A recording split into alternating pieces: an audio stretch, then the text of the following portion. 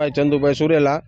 અહીંયા વારંવાર પાણીની સમસ્યા બને છે। ગટરનું પાણી નીકળે છે અને નાલા પાછળ જે ટાંકો છમ છે એનું પાણી વારંવાર છોડે છે। છોકરાઓને નિશાળે જવા માટે એના કપડાં બગડે છે, વારંવાર એને ગુમડા થાય છે, ઘણી બધી બીમારીઓ થાય છે, પણ છતાંય પાલિકા તંત્ર આનું કોઈ નજરમાં લેતું નથી। સોસાયટીઓમાં તમે જુઓ, એક પણ જગ્યા ઉપર પાણીનું હોતું નથી, આવું નીકળતું નથી અને અહીંયા વારંવાર બને છે। એનું કારણ શું? પાલિકાને અમે ઘરવેરો નળવેરો બધું ભરીએ છીએ, પણ છતાંય કોઈ આનો ઉકેલ આવતો નથી। અને જો ઘરવેરો નળવેરો ના ભરીએ તો કનેક્શન કાપવા આવે છે અને વારંવાર આપણને નોટિસો આપતા હોય છે, પણ છતાં આનો ઉકેલ આવતો નથી।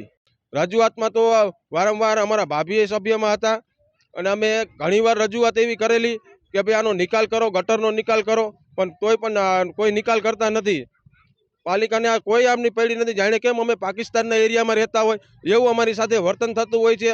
અહીંથી બધા સભ્ય આવતા હોય જતા હોય છે, પાલિકાના સભ્ય હોય છે, કોઈ ચીફ ઓફિસર અહીંથી નીકળતા હોય છે, પણ છતાંય કોઈ એનો નિકાલ કરતા નથી।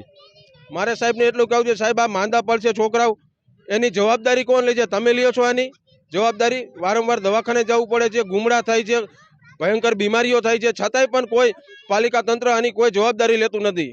મારું નામ મુકેશભાઈ ઠાકોર છે ને અત્યારે પ્રશ્ન એવો કે જો બધી રહ્યું ને પાણીનો પ્રશ્ન વધારે છે। મેં વારંવાર છે ને રજૂઆત કરી, આના પહેલાં ધારાસભ્ય બધાને નગરપાલિકાએ બોલાવ્યા હતા કે પ્રશ્નનો હલ અમે નીકાળશું। આજથી 20 દિવસ થયા, ધારાસભ્યને રજૂઆત અમે કરી હતી કે આ પ્રશ્નનો હલ લાવો, ત્યારે મેં કીધું હતું અમારે નાલા પાસે છે ને ગટર ઉભરાય, બધો પ્રશ્ન થાય, તો એનો કોઈ નિકાલ નથી થતો।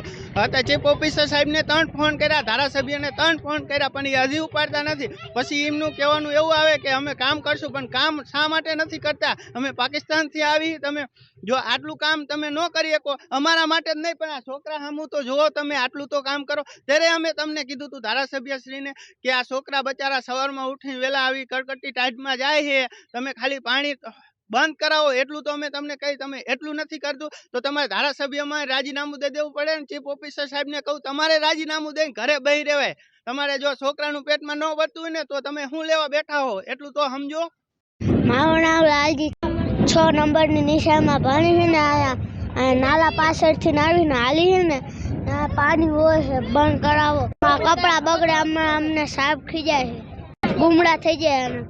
મારું નામ છે અમિત અને અમે આ કુંભારપરામાં શાળા નંબર 6 માં ભણીએ છીએ અને દરરોજ અમારથી આ નાલાના અંદર પાણી રહ્યું ત્યાંથી અમે હાલી છીએ અને આ કપડાં બગડે છે તો સર અમને ખીજાય છે અને તાત્કાલિક આ પાણી બંધ કરાવો અત્યારે।